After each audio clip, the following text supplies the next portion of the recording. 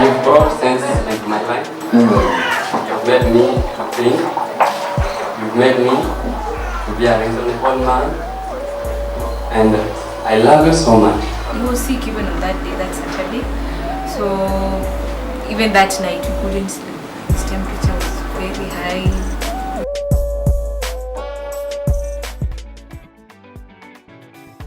Jane Mugambi was only 16 years old when she discovered that she was pregnant.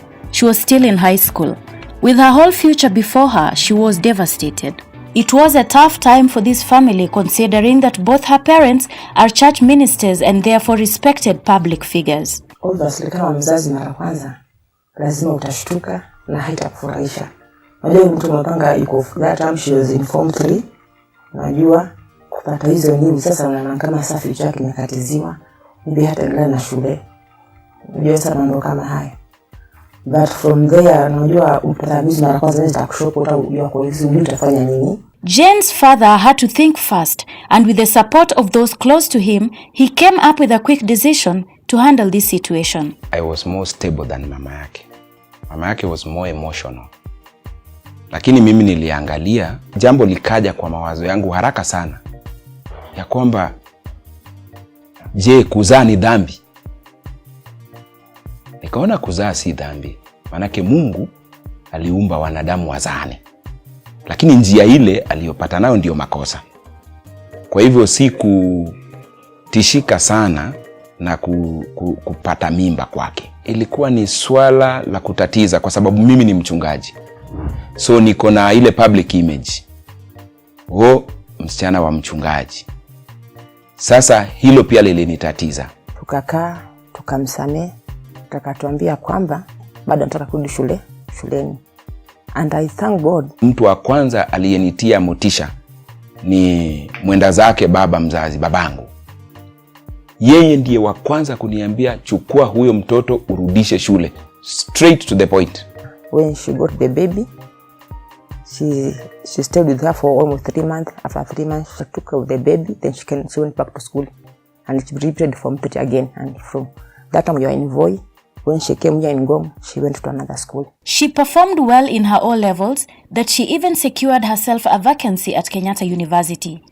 It is while at the same university that love came knocking at her once broken heart. I met Benedict while I was still in campus.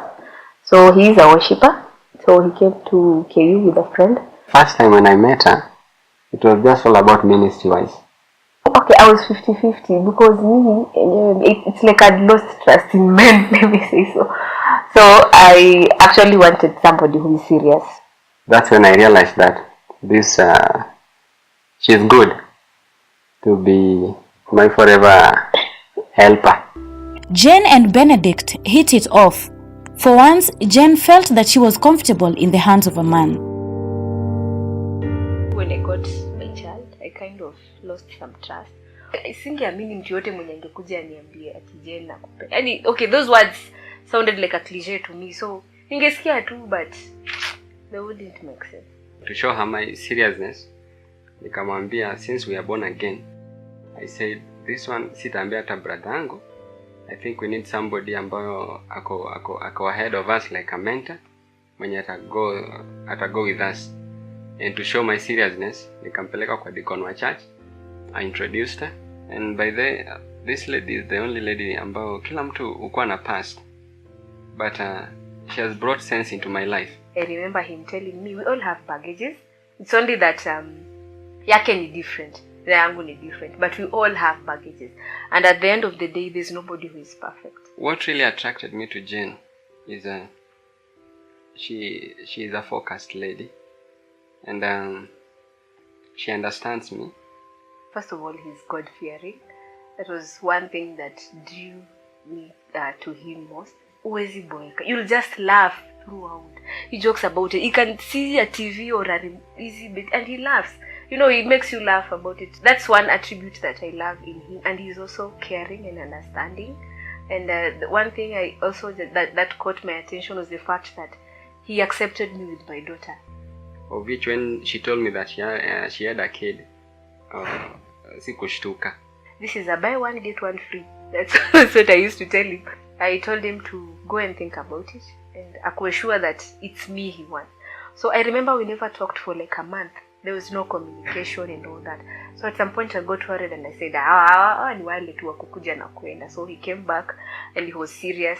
He had decided. So I knew he had taken time to think about it, and also to know that he's going to settle with a girl with a child. To show my seriousness, I started the relationship between me and the daughter, our beautiful daughter. So I wanted the child too, because I really love Jen. She has a very big heart. Anapenda kusaidia watu sana. The weakness I love about Benedict is that Benedict is one person who involves everybody in his life. You can hurt him so badly, na bado he will still laugh, he'll still maintain his calmness. So sometimes I see him and he's being misused or something bad is happening in his life, but he's still quiet and he laughs about it. And the issue of decision making, and so you can easily come and convince him, umwambie Ben fanya hivi, and you know we had agreed on something, so he can easily change his mind. Since we are also of different personalities, that's one thing I realized. He's a strong sanguine and a choleric, so I realized that his attributes are not necessarily mine. Jen ako so much inquisitive, as in she asks everything. She asks everything. Hata kama mshamali, hata kama najua, atakuuliza vitu zingine mpaka useme sasa hii si nilishamjibu 3 minutes ago. And then mtu mwingine pia akisikia information anataka kuitafuta. So hata kama tulikuwa on a very serious issue, and then atakwambia to cut to anaanza kugoogle kutafuta kila kitu. So siwache simu. After dating for some time, Benedict decided to take things to the next level. He therefore planned an engagement ceremony for Jane. The proposal was as in coming to realize that I'm going to make a decision. I didn't want something ile ya utoto. Many people have proposed an engagement wakatupa. Nikasema if she's the one, then let me do it. So I remember it was on Sunday ambayo ilikuwa nafaa nimproposia. But birthday yake ilikuwa within the week and sikuwa na time. So I wanted to surprise her with a birthday party and a birthday engagement. Engage in birthday day. Nikasema okay, since nilikuwa held up job ika-postponiwa. And I remember she quarreled me. How comes my birthday hujaleta chochote? As a man nikasema okay. And I think it was on Wednesday thing. 30th September. Nikamwambia wewe piga tu kelele, lakini ujue Sunday niko na wewe. So he used my friends. Nobody told me. Then we were in church, and then naambiwa kuna meeting. So I started quarreling. Hizi meetings za church waziishi. So nenda meeting, then I'm realizing soda zinatolewa. So nikauliza, leo church kuna meeting na watu wanapewa soda aje. So kukaka, then we had a counselor who came there. So it was a teenage class. I usually mentor that class. So nikaitwa huko na so I need to talk to these young people. So tukaanza hapo kuongea. So they started asking. I remember one lady asking, by the way, who should be proposing? Then I was the first one to say anybody can propose. So these people who had planned the surprise wanaangalia nasema je unasema nini wewe? I remember sweating. I used to almost a dozen service hizo. Nikijipanguza tu, but I thank God after hiyo nikaenda I surprised her. As a man, I knelt down. I said my things. What things? Will you marry me? And of course she accepted. The room was locked, so he just came, he opened the room. So when I saw him nikampatia kiti nikamwambia kuja uketi hapa. So he didn't sit, he just knelt down and he asked will you marry me after saying some very many sweet things. Yeah, so even my daughter was there. She also cried when she saw the proposal, but it was nice. It was a good surprise. Nilimwambia hapo alinipata kabisa. I didn't expect it. They then decided to visit each other's homes for introduction. My parents, so I had also hinted to them that I'll be bringing somebody. Mimi na watoto wangu tunakuwa na open forum. Na kuna wakati tulikuwa tunaulizana, wewe Jen, wewe una vision 20 ngapi? Yaani kumaanisha una agenda ya kuolewa. Na basi ilipofikia wakati Jen akamleta Benedict. Na mimi nikamwangalia, manake mimi ni mzaliwa wa Nairobi, nikamsorora. Kaka naye nikawa kujua kama is it a relationship ama anajua vile vijana siku hizi wako au kama tunya kuchezeana.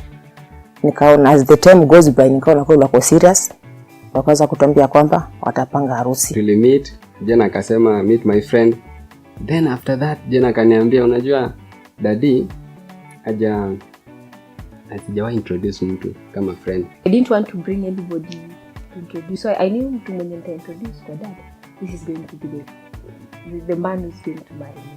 So I went and introduced him, and I had told them, so I had prepared them psychologically. Kuna mtu anakaa leo hapa na mtamuona. So I didn't introduce anybody by the way else to my dad. I only introduced him on that day. After getting the parents' blessings, these two embarked on planning a wedding. Planning imekuwa tricky and a little bit and enjoying, and planning again. I've come to know people because as she said, tumekuwa na committee wamekuwa of a very very big help. We sat and we said okay, if our wedding is on 26th March, then these are the things that we need to do before then. The planning process has been okay, and okay, one thing about us is we had planned our wedding even before, as in we sat down, we came up with our budget, we knew what we wanted. So although we had committees, we had 2 committees, but the moment we went to the committee, we presented our budget, we told them this is how much we can give, this is what we want. So for me it hasn't been hard. I think I'm one person who really thinks ahead, so and I'm not a last minute person. I really hate last minute rush.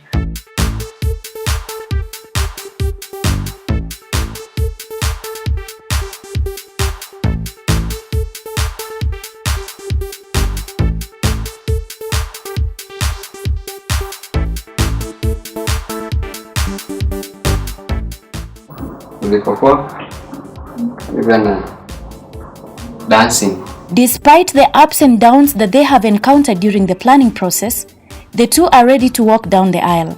Most of the items on their checklist are done, including their outfits. So this is my gown. It's a mermaid gown. I decided to do it because of my shape. I love my shape so much.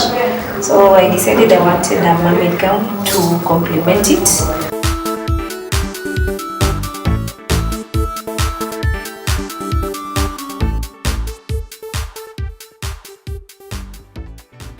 This is the venue where Jen and Benedict's wedding is going to happen tomorrow.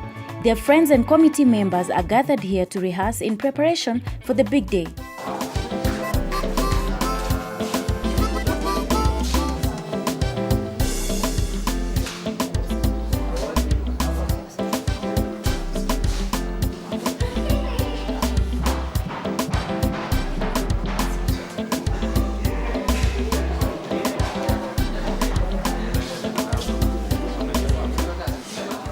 This is Kawangware. We catch up with Benedict just before he starts dressing up for the activities ahead of him. Chukua shemeji.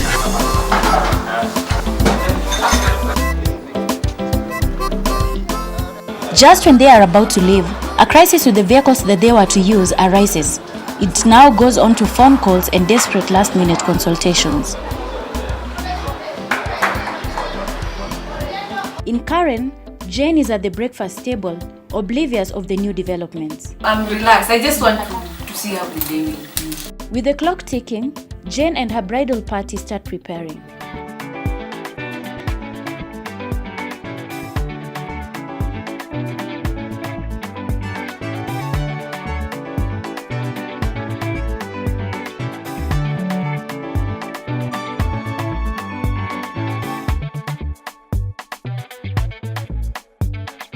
Finally, the time is here. Jane's mother walks in to say the final words to an emotional Jane. Take care of them. Be a good wife. Make sure unaheshimu mume wako na unaishi vizuri. Back in Kawangware, the groomsmen have managed to resolve the little transport hitch, and while some of them head off to the wedding venue, some go to Karen, where Jane has been preparing.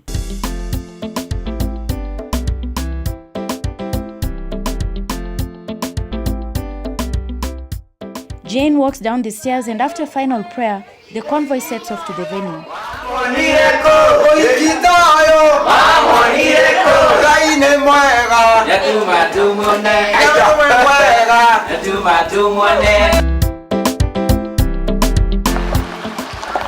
She arrives in this red Range Rover.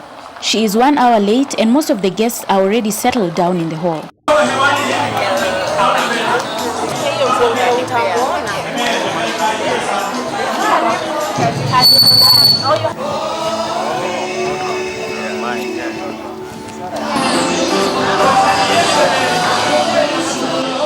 You have made me lift your name up high, let the whole world know. You have been my help, my own time God. Rafiki wa karibu, hey, hey. You're the Alpha and the Omega. You're the beginning and my end. I see the fire, and I'm not where I give you praise. Take me.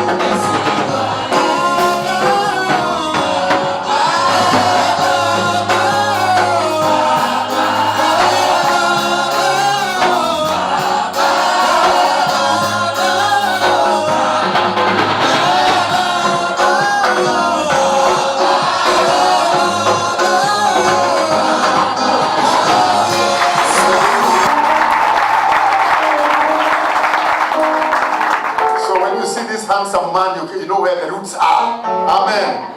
So I ask you, Benedict, Ninauliza Benedict, before God and all this congregation, mbele ya Mungu na umati huu, do you have any reason you know why you should not be joined lawfully in marriage to Jane? kuna sababu yoyote ambayo unajua itakufanya usiunganishwe kisheria na Jane? Totally have no reason. Amen. He has no reason. Let him a good answer. Amen. Our sister Jane, do you have any reason? Kuna sababu yoyote? Any cause? Sababu yoyote? Which you know we should not join this. Mbona unajua faili kuunganishwa? I have no reason.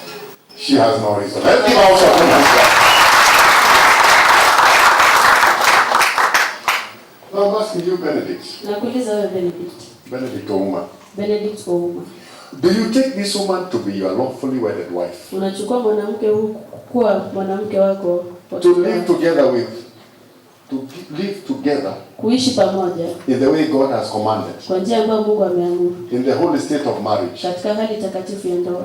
Will you love, Utampenda, honor, mheshimu and care for her through na umshughulikie siku zote all the varying circumstances of life, katika hali zote za maisha, and forsaking others, na kuacha wengine cleave on to her na ukue kwake peke yake as long as both of you shall live. kwa siku zote ambazo mtaishi pamoja? Yes, I do. Amen.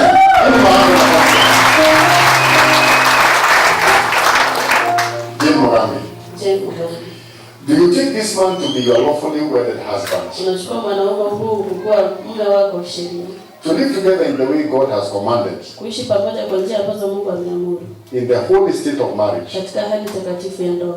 Will you love, Utampenda, honor, kuheshimu and obey him na kumheshimu through all the changing circumstances of life, kwa mabadiliko yote ya maisha, and forsaking all others, na kuacha wote cleave only to him ukue kwake peke yake as long as both of you shall live? kwa siku zote ambazo mtaishi pamoja? Do you agree? Nakubali. Yes, I do. Amen. Let's give the witness right. Tafadhali toa net. You might be making vows to the wrong person. Unaweza kuwa unatoa nadhiri kwa mtu ambaye si yeye. Nakata jasho. Lete mkangi mudhamuda hata. Amen. Pige makofi jamani.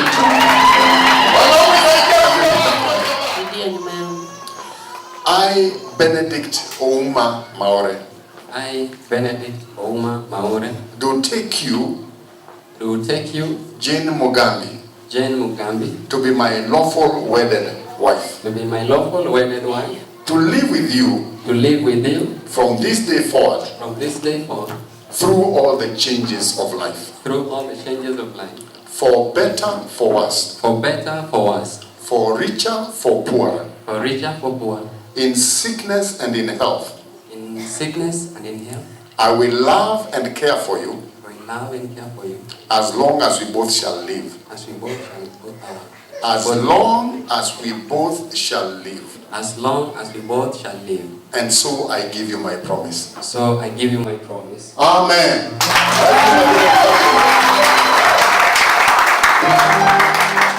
Mugambi, I, Jane Mugambi, do take you, Benedict Ouma, to be my lawful wedded husband, to be my lawful wedded husband, to live with you from this day forward,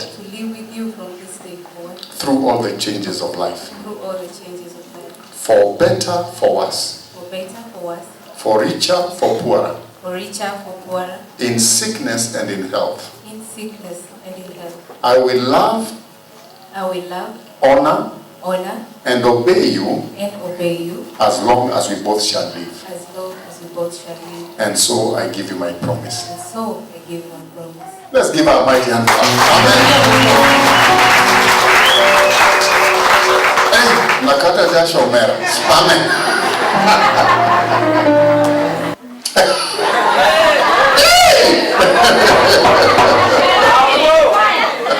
You've brought sense into my life. You've made me to think. You've made me to be a reasonable man. And I love you so much. I do love you so much. And I will keep this promise As we have said for better for worse, here I am until the day that God will call us. Thank you. Amen. Makofi kwa kijana. Makofi kwa kijana. And now let's also witness Jen Mugambi putting the ring on Benedict and hear what she says to him. Benedict, I want to confess this day that with my heart I totally will submit to you for the rest of my life. I will be your loving wife and the best mother to your children. May God bless you. Amen. Makofi mazuri jamani.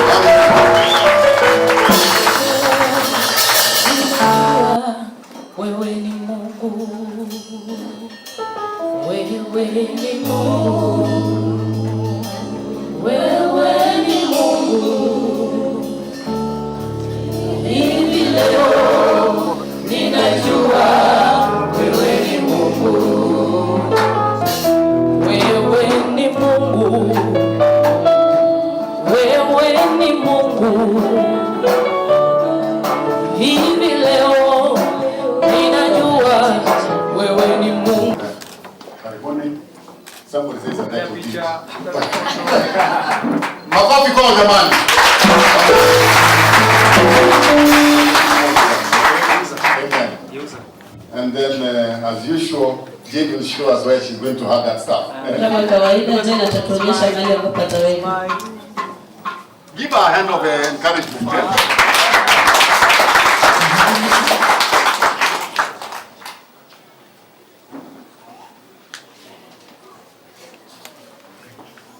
Ndio Bwana, tunakurudishia utukufu wako Baba. Ndio Bwana, tunakurudishia utukufu wako Baba.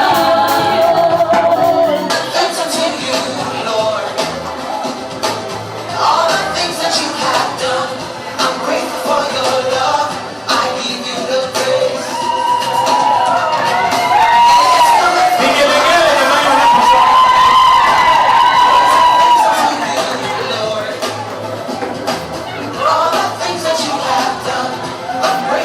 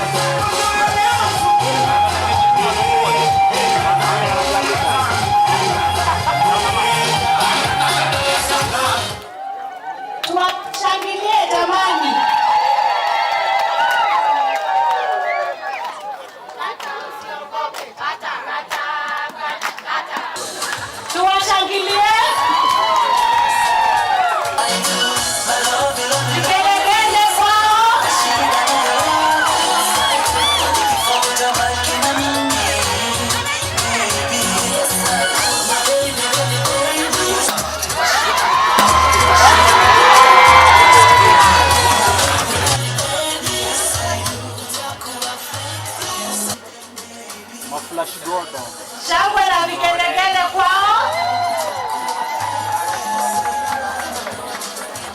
We visit Jane and Benedict at their home to catch up on their progress so far. I was so emotional when she was coming down the aisle, as in machozi ilikuwa inataka kutoka but ilikuwa inaingia ilichanganyishana na jasho, so watu wangeona vile. I was walking somebody said Bella analia, nikasema I don't want to see him crying. So I think being given the responsibility of taking care of the family, and her parents putting the responsibility on me, I think that was a very, very emotional part.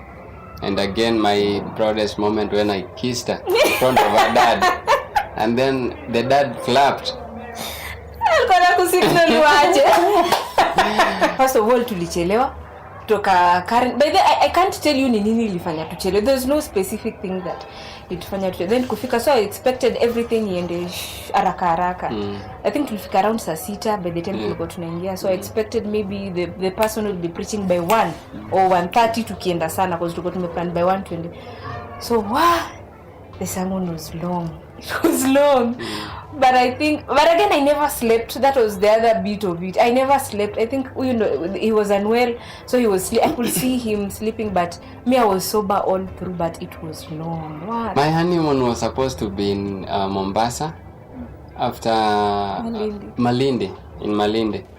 And after doing the wedding, we said tunataka kupumzika for 2 days. It was Saturday, Sunday, and then we are going on Monday. So Mr. Jimmy Gitau was the person who was supposed to book for us the flight, because hatukuwa tunataka kumove. So venye alikuja kuchukua pesa kwenda kubook, tukamwambia hapana, bado ngoja kidogo. Kumbe tu Mungu tu ndiye alikuwa anatudileisha.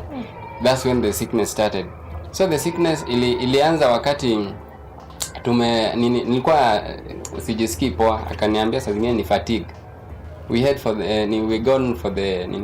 the massage.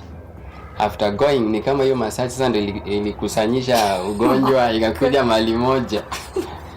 So it was really worse, but honeymoon was supposed to be in Malindi, but we are married, and I know one day niseme tu soon tutaenda honeymoon. I had pneumonia, but he didn't know. So that Saturday, by the way, we went to the room, and I think for 2 hours we prayed non-stop. I didn't know where it came from, but we just prayed. We felt like there was an attack spiritually. So tukasema, let's pray. We prayed and we slept. But that night we didn't sleep. I think due to kondala saa 10 or something, because his temperature was a bit high.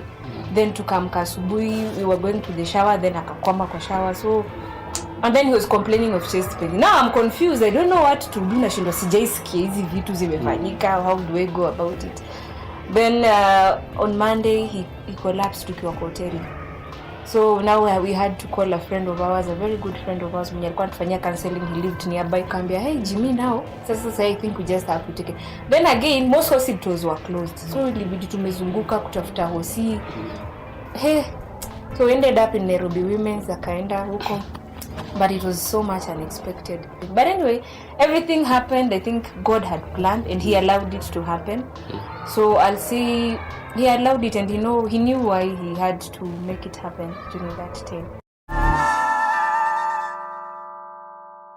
The groom was dressed in a suit. The groomsmen had a touch of jeans in their whole ensemble. But the goodness is, there is a uniformity within the groomsmen, but there is no uniformity and connection between the groomsmen and the groom. That is where they miss. And I wish they would have just stuck with the suits, which will create much, much better connection. Or what do you think? Themes, I don't know, for some reason we're supposed to bring about a theme. Yes. You don't get to rehearse your wedding and then do it another day. So by the time you're seated at a table, I believe there are usually committees for that reason. When you have groomsmen, bridesmaids, and the couple sitting somewhere and agreeing that this is our day, this is how we're going to do it, there needs to be some coordination. So there is no possible way you're walking into a wedding wearing a jeans. Whose idea was it? Then did you see the shirts? The shirts The shots are something. The shots are dark. You know, okay, fine. What were you bringing out? I do understand them. Maybe they thought if the guys could bring a fun side of them wearing jeans, and then the groom should stand out, because groomsmen, you're not. Yes, you're part of the whole team, but you are not the main center stage. Yeah, that part I understand. The bit about a fun in a wedding is actually probably the dancing, the food, you know, the entertainment there is. No, you don't have fun in what you're wearing. Let's talk about let's say ladies wearing cutouts. Cutouts are mostly fun out night clothes. They're not normally at daytime and all that. So would you bring fun wedding because you're having fun? No, but I'm saying nowadays the cutout have been added into the what is it called, the bridesmaid. What material do they use? In that the cutout is decent. In that there is a cutout, but yes, there is a mesh. It makes it. Speaking of themes, it makes it urban but still trendy and fun. Thank you. Yes. You said so. That's the urban theme. Yes. Are we still on the theme subject? There'll be a blend. There's a connection between the groomsmen and the brides. It's not like the guys decided last minute, we are doing an emergency. In fact, this wedding is such an emergency. I don't think it's an emergency. Because it appears as such. Did you see the jeans? They even have some Ankara parts. That means it was planned. It's not surprise. You will have different jeans. I would have one with Ankara. So they planned it. They just went the wrong way. They planned it. But who was planning? Because I think at this point that brings that to the fore. Who was planning? Who didn't know that this is how you mix colors? This is what makes them beautiful. This is what makes you look uniform. This is what makes you look like you actually planned for this day and knew that it was someone's one day where you're not going to have fun. Or color. Jeans may not have been such a bad idea. Jeans are blue, shirts are grey. Girls are wearing some bright color and a bit of Ankara that doesn't feature on the boys anywhere. Seeing them standing there, they actually look like they're at an outing. You know, there your boys are ambush and they're hunting. Is how you're dressed up for an occasion. Is how you're going for a dinner and you didn't say these things. So we're here. That's why I'm saying the groom did not connect with the groomsmen. That is the problem of the jeans and the suit. The groomsmen should have picked a better fabric. So what were we doing? Were we doing casual? You know, at this point, I'm trying to capture. You know, boy, I can tell you're being polite. I'm trying to capture. No, I'm trying to capture. Picture this. Someone watching this show, you're thinking, but they are ready. What's going on, Bona? This boy is about to push this guy. Oh, the guy didn't have groomsmen.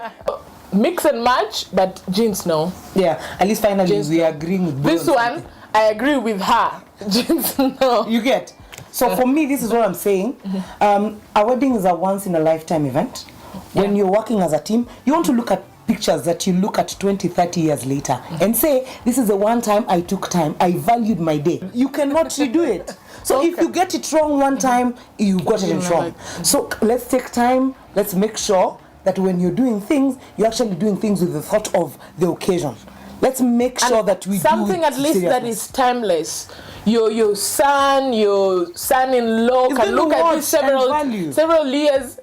They look at that video. They will look at that picture, and they'll say, I know this was not what was trending, what is trending now, but it was what was then trending it looked them. good. But jeans has never it made it made sense. It made sense. There was a much like the way you look at your mom's pictures wedding, and then you see the puffed shoulder. Yes, we laugh, but that was trending then, which is okay. Yeah, then the colors but are I've not never seen a picture of jeans trending. Please do linen, do normal suits, or just do Ankara. We have variety. The pastor preached for 3 hours. Yeah, this is a day that people are wedding. 3 hours. I wonder what you think. First, they had time. Because if they didn't have time, they would have said, the pastor, you're taking so much time. So they have time. You're starting a family. You need all that advice. So, they didn't complain. Boy, weddings are timed. No, weddings are timed for a reason. There's a reason why the bride gets in at this time. There's a reason why they have to leave at this time. There's a reception. Which you is have actually guests, you true. have children. Which is perfectly true. But did the audience even complain about time? Let me ask you, how do you complain? I don't think they did complain. Because it's not about you, audience. No. You're coming to be cheerleader. So you're supposed to cheer me. Even if I'm going to the drain, you just cheer me. I respected you enough. Families have traveled far and wide. There are people who are traveling overnight to come and attend your day. Then pastor decides, this is my moment of glory. I will give you scripture. I will show you that I went to a theology school. In fact, I am no joke, you guys. I know scripture. How do you right? The pastor is right. What are you telling a couple? It's the first day of starting your marriage. They had you need that soul nourishment. No. You have pre-counseling, premarital counseling. Yes. You have post. After all, you have a relationship with that pastor. That's the reason why they're there. You have a best couple that's supposed to take time with you and give you guidance on your marriage even as you advance. What would you be preaching for 3 hours that anyone would be hearing? This couple already is there. They're thinking, by the way, this weather wasn't I don't think right. they're thinking. I don't think they think a lot. Because why? Yeah, let me first finish mine. I don't think they're thinking why. Because when the pastor takes so long and the couple does not want, there is that maid of honor. That the maid of honor is always sent. The couple will whisper, and then you'll see someone running. But now these two couples were. Yes. No, now let's go to heaven. Which church so is this they did not complain. I think they're good. Which church is this you go to that you guys don't respect a pastor enough? A pastor is preaching. You know, like he's taking scripture. 3 hours later, the pastor is on the pulpit. Yes. So that is different. When a pastor is on a pulpit, the church automatically stops being a social gathering, and that is a holy altar. Okay. So, but now we are not in the church. We're in the garden. It doesn't matter. We might be anywhere else. It doesn't matter.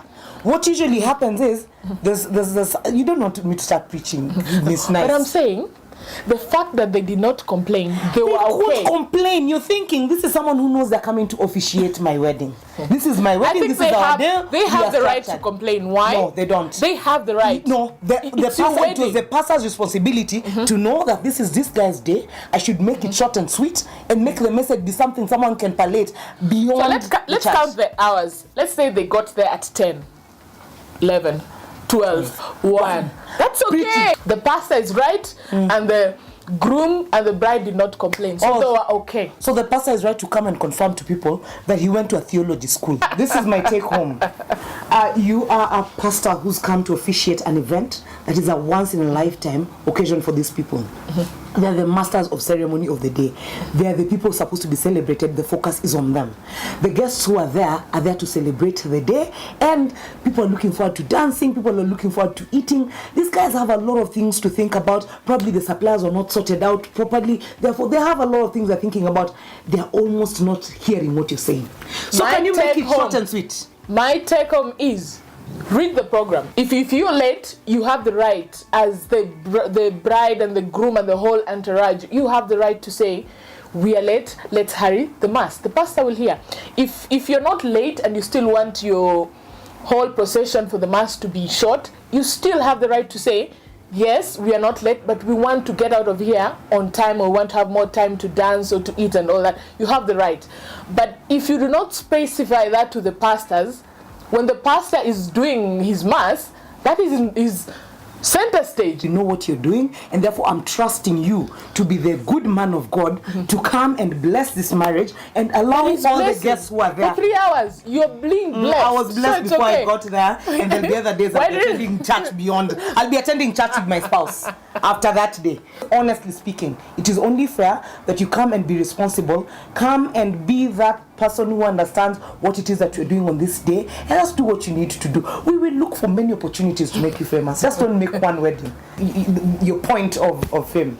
So what stood out for me in this wedding is that the fact that this lady purchased the gown and even the bridesmaid, right, online, and it fit every aspect of her body.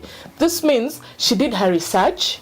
She went even asked for measurements in the local fundi. If you don't know your measurements and you're ordering something online, please ask for measurements or get a professional designer who necessarily might not design your clothes, but you know the person. They will measure you, and then you can email that when you're purchasing your gown or your bridesmaid, and hence it fits perfectly. Instead of getting a good gown 2 sizes bigger, when it's big, again, it's a problem, but it can be fixed. But at the same time, it can be fixed wrongly. But the fact that she got the measurements and the right dress and everything that she needed for her bridesmaid, that is a thumbs up for me. A lot of things stood out, but I'm not sure that it's supposed to be that they stood out for a good reason or bad. It stood out that people got married. That's a reason for the weddings, and we picked the critiques, and so I'm hoping that we get pointers from this as we advance. The reason why your wedding is there is because you're probably doing something to remind yourself of how special it was. Please make sure it's special. So for me, it stood out that they actually eventually did what it is that they intended to do, that was getting married.